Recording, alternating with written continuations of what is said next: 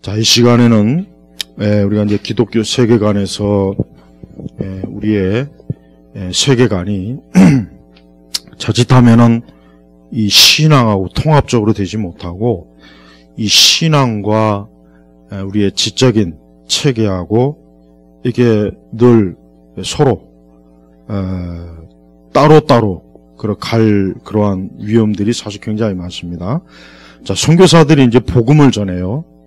선교사들이 이제 아프리카나 무슨 이제 오랜 동안 기독교에 이제 그런 뿌리가 없는 거였어요. 복음을 전하면 뭐 우리나라 초기도 마찬가지지만 선교사들이 가면 이제 학교를 세우고 병원도 세우고 뭐 이런 여러 기독교 기관도 세우고 해서 그 현지인들에게 교육도 시키고 그러면서 이제 말씀도 전하고 그래요.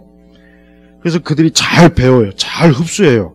그래서 굉장히 아주 모범적인 그런 학생으로 어떤 참 모범적인 어떤 그리스도인으로 모습을 딱 갖추는데 그러다가도 어떤 결정적인 순간 예를 들면 병이 들었다거나 어떤 개인적으로 어떤 큰 어려운 일이 생기거나 어떤 뭐 지역 사회에 큰 문제가 생기거나 그러면은 그 사람들이 그동안 선교사들에게 잘 배웠던 그런 어떤 서구식 교육이나 심지어 기독교적인 그런 것들을 싹 갖다 버리고 그거는 그대로 하고 자기들의 그런 개인적인 어떤 상황이 어떤 어려움이 위기가 닥쳤을 땐 어떻게 되느냐.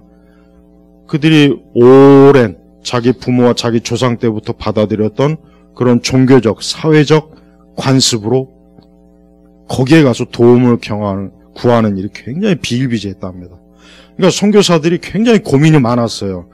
평소에는 자기네들이 세우는 학교에서 교육도 잘 받고 어떤 서양의 교육 체계라든가 의학 체계 잘 배우는데 어떤 개인적인 어려움이 생기면은 또다시 자기의 어떤 전통적인 그러한 이교도적인 그러한 곳으로 가는 모습들을 선교사들이 많이 보고 굉장히 선교사들이 좀 당혹스럽게 여겼던 거예요.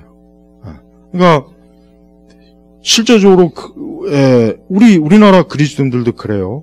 우리나라 그리스도인들도 우리나라 자체가 이제 근대화되고 서구식 체계와 행정체계, 교육체계가 들어와도 우리나라 사람들이 끈질기게 가지고 있는 무속 기질이 사라졌습니까? 안 사라졌잖아요. 그리스도인들도 마찬가지입니다. 교회를 다니는 사람들도 그렇게 평소에 교회에서 뭐 말씀도 혹 교리도 보고 제자 훈련도 하고 뭣도 하고 그러는데 저들이 어떤 시기에 저들도 역시 똑같은 어떤 삶의 위기나 어려움을 겪었을 때 하나님에 대한 절대적인 믿음보다는 다른 쪽으로 자꾸 방법을 쓰는 일이 상당히 많아요. 어떤 세속주의적 방식도 그렇고 더 나쁜 거는 말 그대로 무속적인 방향으로 가는 경우도 많이 있고 그래서 인간은 이런 우리의 세계관이 자기는 이제 변화됐다. 자기는 이제 세계관이 바뀌었다. 자기는 그렇게 생각할지 모르지만 막상 어떤 결정적인 상황이 부닥쳤을 때는 자기가 바뀌었다고 생각하는 그런 세계관에서 새로 배운 세계관은 냉큼 잠깐 딴 데도 좀 한켠에 구석으로 몰고 조상 때부터 아니면 쭉 내려온 전통적 세계관 방식을 고수하는 경우가 많이 있어요. 바로 이게 뭐냐면 인간이 가지고 있는 세계관이 하루아침에 그렇게 한꺼번에 잘 통합되지는 않습니다. 근데 바로 이런 문제들이 어떻게 보면 뭐 쉽게 얘기하면 이원론적인 것이고 더 정확하게 얘기하면은 영지주의적인 것이에요. 그러니까 우리가 가지고 있는 신앙하고 전통적으로 가지고 있던 세계관하고 여전히 어때요? 분리되어 있고 자기 필요에 따라 요때는 요 세계관을 가지고 있고 저때는 저 세계관을 가지고 있고 굉장히 아주 편리한 거예요.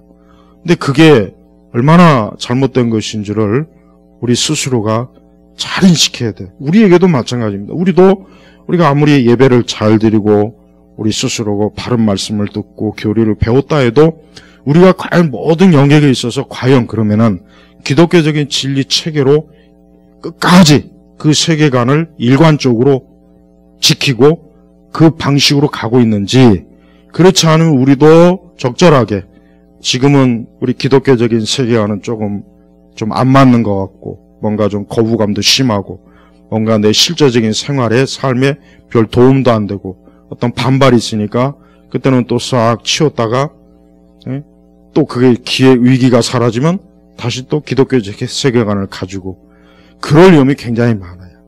물론 이것이 우리가 우리 자신들의 한계나 부족한 불완전한 문제 때문에 완벽할 수는 없겠지만은 왜 많은 선교사들이 복음을 전하는 건 어렵지 않았어요. 복음을 전하는 건 어렵지 않지만 그 복음을 받아들인 사람이 아까 얘기했지만 그럼 복음을 받아들였을 때 그 복음을 일관되게 그런 기독교적인 성경적 세계관을 가지고 계속 밀고 내려가야 되는데 그러나 그게 어떤 굉장히 어떤 위기에 맞아 있을 때 어려움이 봉착했을 때 어떤 큰 문제점이 내가 맞이했을 때 내가 기독교적인 그런 믿음과 신앙으로 끝까지 그거를 부딪히느냐 그렇지 않으면 그냥 이건 좀 힘들 것 같으니까 내가 기존에 가지고 있던 우리의 전통, 우리의 이교도적인 방식, 이방인적인, 무속적인 이것으로 그냥 다시 또 바꾸느냐 변질을 하느냐 바로 이거는 이 세계관의 문제가 그렇게 복잡하고 사실은 세계관의 문제가 굉장히 힘든 거예요. 그래서 우리 한국 전통교회는 우리나라 교회는 이 세계관에 대해서 거의 다루지도 않지만 사실 다뤄도 그때뿐이라는 생각을 많이 가졌던 것 같아요. 그러니까 하다 말다 많이 그랬어요. 그래서 우리 자신도 그래요. 내가 어떤 기독교적인 말씀을 배우고 교리를 배운다고 해서 이거를 내가 끝까지 고수하고 내가 모든 영역에 다 적용하고 정말 힘들어도 반대가 심해도 이걸 끝까지 이걸 가지고 우리가 살아가는 것 같고 그냥 단순히 아는 거하고는 차이가 있어요. 그래서 왜 우리나라 교회를 다루는 대부분의 그 연구자들이 가장 많이 지적하는 게 뭡니까? 왜 주일에는 그렇게 성실한 그리스도인들이 왜 그들이 회사에 갔을 때, 직장에 갔을 때, 그들이 바깥 영역에 갔을 때는 전혀 기독교적인 그런 원리와 그런 정신과 그런 방식으로 살지 않느냐. 이거는 굉장히 오래전부터 많이 얘기했던 거예요. 아까 얘기한 거 똑같아요. 선교사들이 아프리카에 가서 열심히 병원도 세우고 학교도 세워서 잘 가르쳐주고 그런데 저들이 어떤 문제가 생기니까 선교사들한테 안 오고 마을 무당에 한다거나 자신들이 옛날에 믿던 전통 종교에 가서 문제를 해결하고 또 필요할 때는 선교사한테 와가지고 먹을 걸 먹고 병도 치료하고 그러는 거예요. 그러니까 그걸 보는 입장에서는 도대체 이 사람들이 진짜 기독교인이냐, 진짜 말씀을 통해서 변화됐느냐, 진짜 이 사람들이 예수 그리스도를 아느냐, 얼마나 심각하게 의문되지 않겠어요? 이게 근데 거기만 그런 게 아니라 우리나라도 똑같아요. 우리나라 교인들은 전형적인 딱 여기 있어요. 그러니까 두 세계관이 각자 편리하게 그때 교회 와서는 교회에서 배운 기독교적인 세계관을 활용하지만 교회 바깥에 나가면은 그들이 속한 다양한 어떤 사회적 영역에 가서는 어때요? 자기네들이 알게 모르게 우리 한국 사회 세속주의하고 불신사회에서 배웠던 그런 정신이나 세계관이 그냥 자연스럽게 흘러나오는 거예요. 이게 바로 아주 우리나라 교회도 끈질기게 우리 한국 교회의 어떤 문제점들, 어떤 그리스도 교회의 어떤 약점, 세상이 볼 때 기독교인들이 일관성이 없어 보인다. 왜 저들은 교회에서 저러는데 왜 바깥에 나와서는 이러느냐. 그러니까 세상 사람이 볼 때도 일관성이 없어 보이는 거예요. 일관성이 없어 보이는 거예요. 근데 반대로 전통적인 영역에 있던 사람들은 일관되게 그들은 어딜 가나 일관되게 자기들의 전통적인 그러한 방식대로 또 살아가요. 그럼 누가 더 일관성이 있어 보여요? 그 사람들이 일관성이 보이는 거예요. 그러니까 초지일관, 전통의 영역에서 살았던 사람들이 그 생각과 사고방식을 가지고 어느 영역에 가서 다 그렇게 하는 거나 기독교인들이 교회 와서는 기독교적인 것들을 배우는데 밖에 나가면은 이 세속의 불신과 세속 문화의 영향을 받은 그런 세계관을 그대로 거기를 따르는 거. 객관적으로 볼 때 누가 더 일관성이 있겠어요? 저쪽이 더 일관성이 있는 거예요. 그러니까 우리가 이 세속 영역에서 우리가 기독교적인 방식으로 살아간다는 건 진짜 어렵고 힘든 거예요. 엄청나게 많은 반대, 도전이 부딪혀요. 근데 대부분은 이제 거기에서 다 한계가 있는 거예요. 거기서 다 이제 그냥 적절하게 물러서서, 여기에서는 여기 방식대로, 저기서는 저기 방식대로, 이게 체질화돼 버렸어요. 우리 한국교회가 교회 숫자 많고, 인구 대비의 그리스도인들이 많은 건 사실이지만, 전혀 우리 사회나 우리 사회, 예를 들면 정치든 경제든 문화든 예술이든 교육이든 어느 영역에서도 그리스도인들이 제대로 이렇게 막 두드러지게 활동하는 영역이 있습니까? 없어요. 솔직히 없잖아요. 없단 말이에요. 왜 그래요? 바로 그거예요. 거기에 가서는 세속적 세계관에 따라서 행동하고 거기에 그냥 순응하는 거고, 교회 와서는 교회에 맞게 순응하는 거예요. 편리하잖아요. 어느 쪽이나 그렇게 크게 반대 부딪힐 일도 없잖아요. 근데 이런 부분을 우리가 좀 심각하게 알아야 돼요. 왜냐, 이 부분이 교회가 과연 진리로 서느냐 무너지냐는 여기에 달린 거기 때문에 그런 거예요. 여기에 달린 거기 때문에. 그래서 이 세계관의 문제는 그래서 단순히 내가 책을 보고 강의 듣는다고 해서 되는 게 아닙니다. 우리가 이 세계관을 바꾼다는 것은 정말 어려워요. 정말 이게 하루 이틀 심지어 몇십 년 한다고 해서 될 일도 아니에요. 어떻게 보면은. 그만큼 세속 영역은 엄청나게 기독교적인 것을 지독스럽게 철벽 방어를 해서 절대 기독교적인 것이 자신들의 영역에 못 들어오게 엄청난 방어벽을 쌓고 있어요. 그래서 우리 기독교인들로서는 그 방어벽을 뚫는 그 과정이 힘들고 고생이 되고 또 손해도 되고 어려움도 되니까 그런 수곤할 필요 없이 그냥 우리가 적절하게 그냥 하자. 그런데 우리가 신약 성경을 읽어보면은 초대교회는 그것과 치열하게 싸운 거예요. 그래서 기독교가 서구 문명에서 이게 한때 그래도 이교도들의 문명과 이교 체계를 무너뜨릴 수 있었던 이유가 뭐냐면 치열하게 그런 세계관, 진리, 영역 전쟁을 치룬 거예요. 그걸 위해서 많이 죽기도 하고 어려움도 겪었지만 결국은 교회가 승리한 겁니다.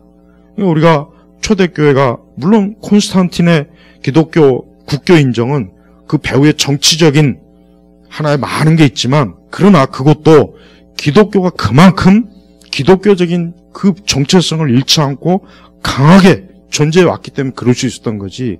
그런 게 없었으면은 기독교가 국교도 못 됩니다. 될 수가 없었던 거예요. 그래서 우리가 알아야 될 것은 기독교가 초기부터 서구 문명을 이렇게 막 점점 점령해서 결국은 한때 기독교 왕국을 이뤘다 이럴 정도로 기독교가 결국은 모든 사회에 퍼질 수 있었던 가장 큰 요인은 뭐냐면 끊임없이 기독교적인 방식, 기독교적인 세계관을 밀어붙인 거예요. 그 과정 속에서 진짜 순교도 많이 하고 진짜 많은 어려움도 겪고 무진장한 그 진짜 희생을 많이 치러놨어요. 그런데 지금은 어때? 그런 희생을 치르기 싫어하는 거예요. 그걸 겁내고 그걸 불가능하다. 그거 할 수 없다. 그냥 교회 안에서는 교회에 맞는 그런 방식대로 하고 저 문 밖에 나가서는 내가 나가는 회사, 사무실, 내 영역에 가서는 거기에 맞게 하자. 이게 몸에 밴 겁니다. 우리는 이 부분에 대해서 정말 적나라하게 우리가 좀 봐야 될 필요가 있어요. 왜냐? 우리 한국교회는 너무 숫자가 많아요. 인구 대비 수에 너무 많아. 근데 이게 정상이 아니라는 거예요. 이게 정상이 아니라고. 진짜 온전하게 믿었다면 지금보다 더 숫자가 적어야 되는 거예요, 사실은. 근데 자꾸 교회가 숫자가 많다, 교인이 많다. 그걸 막 자랑하던 때가 있었어요. 지금은 그런 자랑을 못하죠. 너무 많이 무너졌으니까. 근데 그걸 자랑할 게 아니라 기독교적인 그런 세계관을 내가 모든 국회에 가면, 아니, 국회의원 중에 예수 믿는 사람, 자칭 종교란에 기독교라고 한 사람들이 거의 적어도 3분의 1이 있지만, 거기에 무슨 기독교적인 게 뭐가 있습니까? 아무것도 없어요. 아무것도. 심지어 장로 대통령이 청와대 들어가도 변한 게 없어요. 변한 게 없다고. 주일에 시험 보는 거 하나도 못 바꿨어요.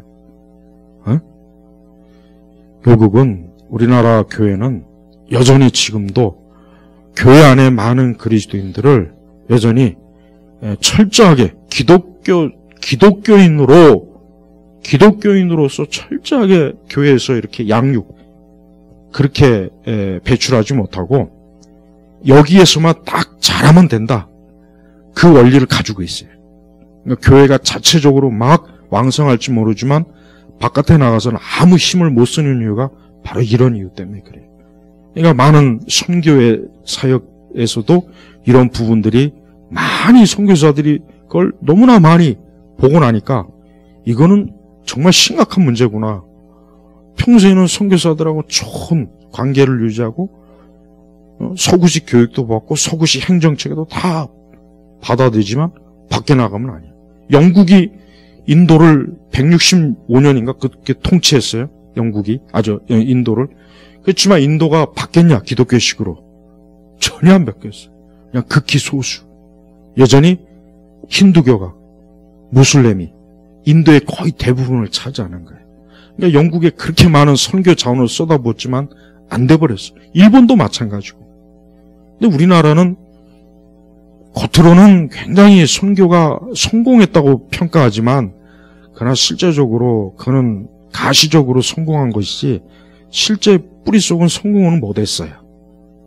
우리가 이거를 좀 얘기해야 돼요.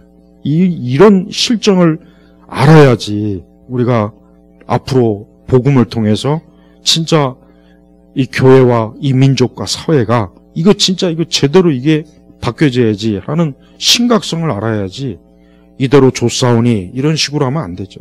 지금까지 늘 그렇게 왔지만은 그러나 그것도 역시 우리끼리만의 자화자찬이지 세상은 전혀 그를 알지도 못합니다.